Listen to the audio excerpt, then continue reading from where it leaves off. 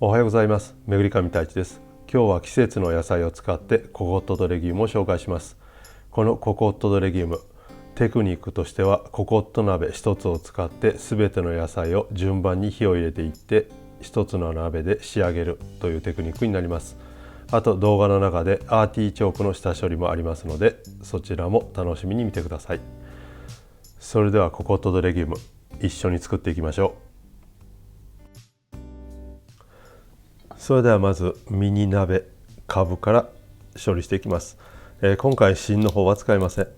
なので切り落とします。あと皮ですけども分厚めに剥いてください。こっちのカブですけども皮が分厚いので、薄くギリギリで剥いてしまうと口に残ってしまいます。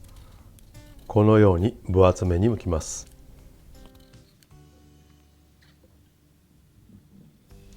次はグリーンアスパラガス、アスペグジュベを下処理していきます。このように手で折れるところで折って、あとこの袴を取り除いていきます。また詳しく解説している動画がありますので、そちらを参考にしてください。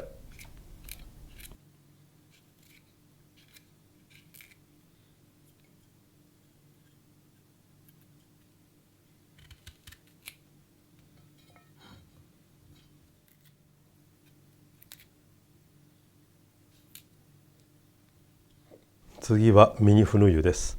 ウイキョウですね。小さいウイキョウです。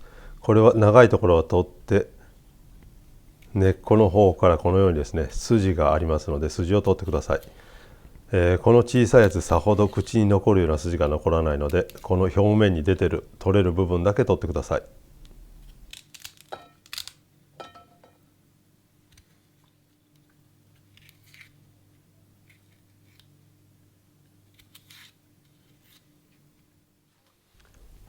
それではアーティチョークの下処理をしていきます。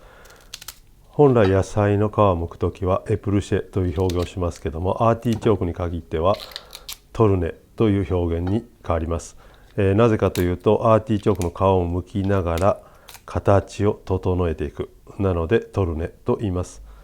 よく切れる小さい包丁を使ってまず包丁をこのように前後に細かく動かしながら左手でアーティチョークを回して横の部分側面の部分を剥いていきます。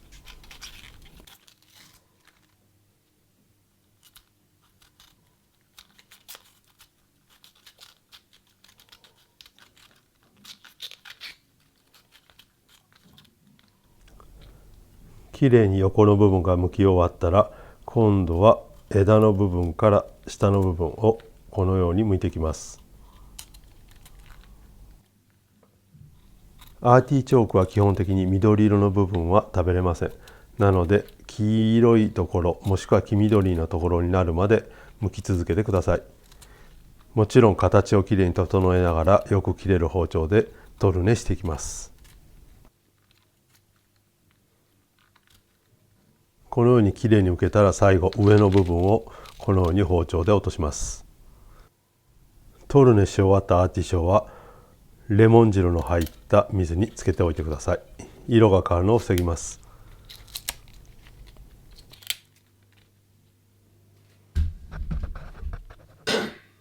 この左上に出た図の緑色で囲んだ部分が食べれる部分です。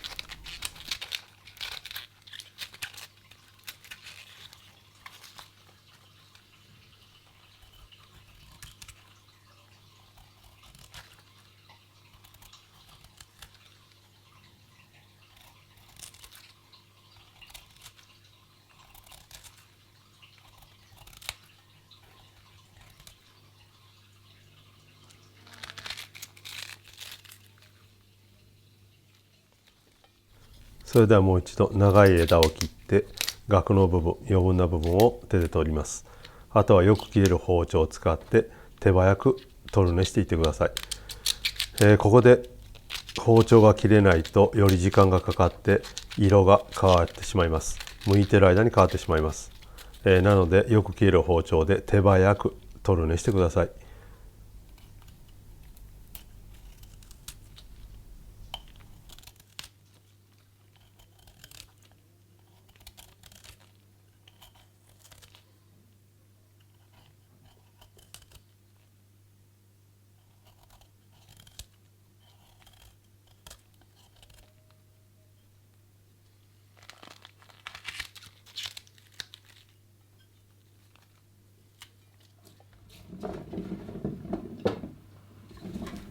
続いてじゃがいもをサッセという方法を使って下処理していきます。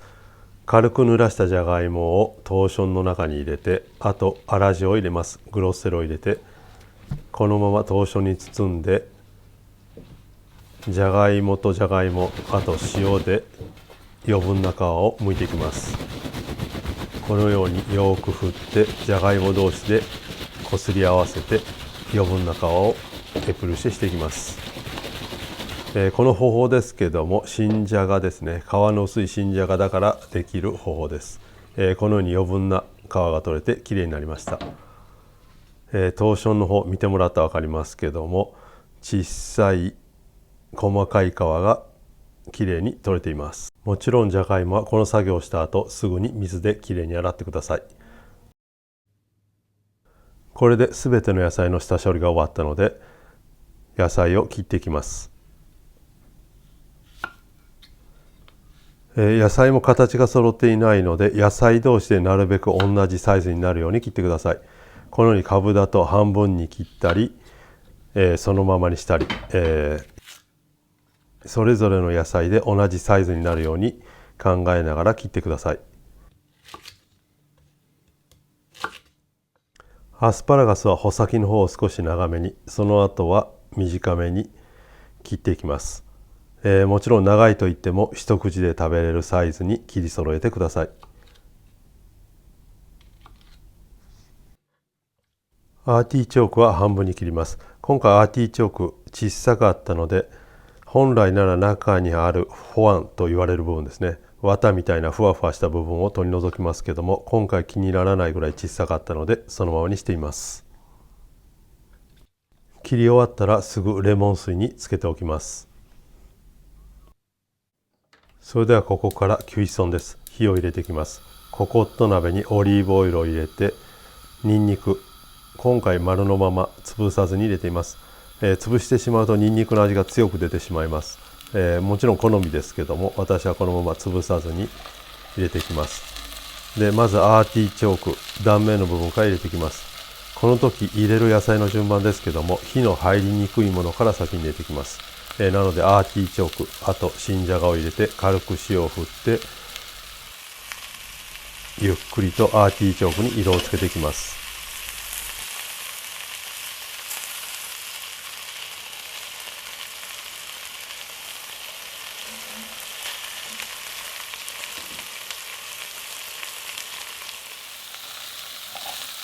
軽くアーティーチョークの断面の方に色がついたら、ここでフヌイを入れます。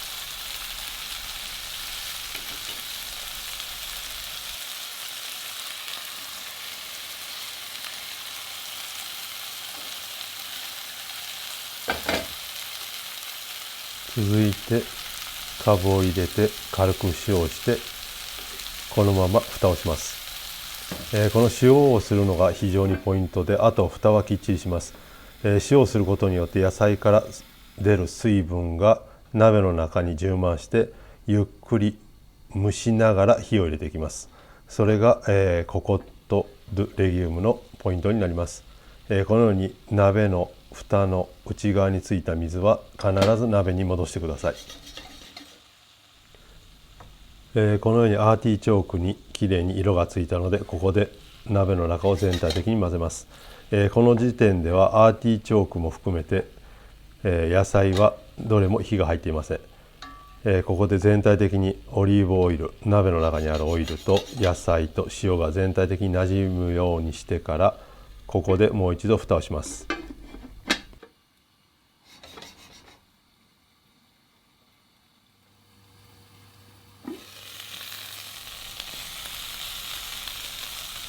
このように蓋を開けた時、蓋の内側についている水分は必ず鍋の中に入れてください。この野菜が持っている水分でじっくりと火を入れていきます。この火加減ですけども、中火より弱めの火でずっと火を入れていきます。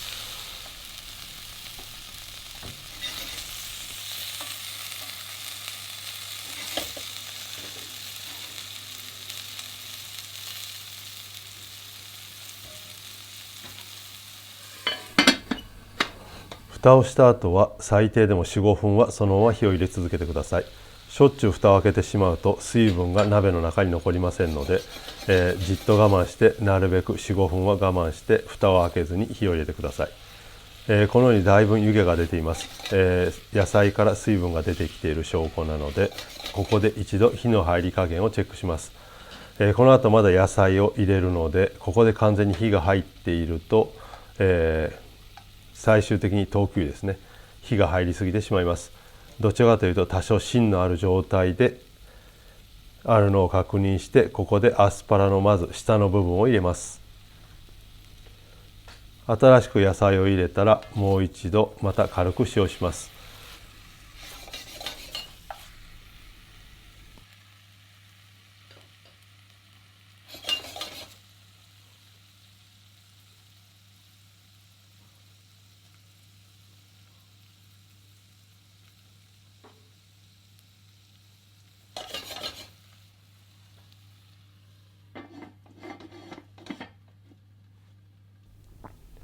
蓋をしたのでまた 4,5 分我慢してから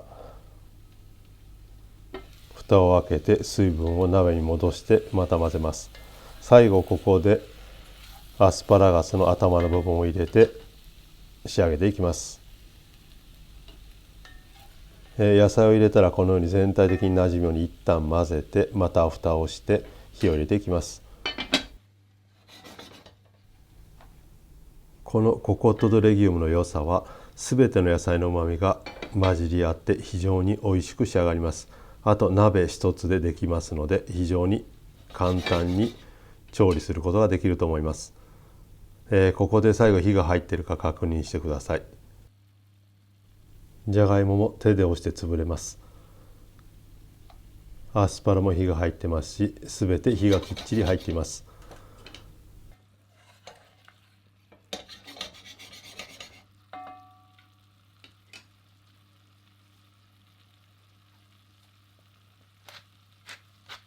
最後に胡椒で味を整えて、ココット・ド・レギュームの完成です。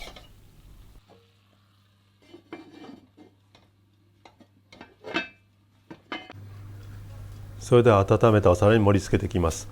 今回はベジタリアン用野菜 100% のお皿として盛り付けていきたいと思います。もちろんアーニョのロティ、プーレロティのガルニチュールとして添えても非常に美味しいガルニチュールになります。このココット・ド・レギュームの良さは、すべての野菜の味が一つにまとまって美味しく仕上がることです。今回ではアスパラガス、アーティショウ、鍋、カブですね、あとフヌユの味が混ざり合って非常に美味しく野菜を食べることができます。もちろん季節によって野菜を変えますので、また季節ごとに美味しいココット・ド・レギュームができます。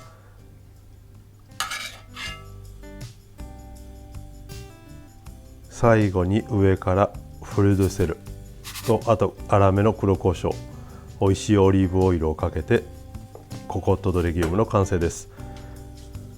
今回ココット鍋を使いましたけども、普通の鍋にきっちり合う蓋があれば家でも簡単に作れます。ぜひ挑戦してみてください。それではお疲れ様でした。ボナペティ。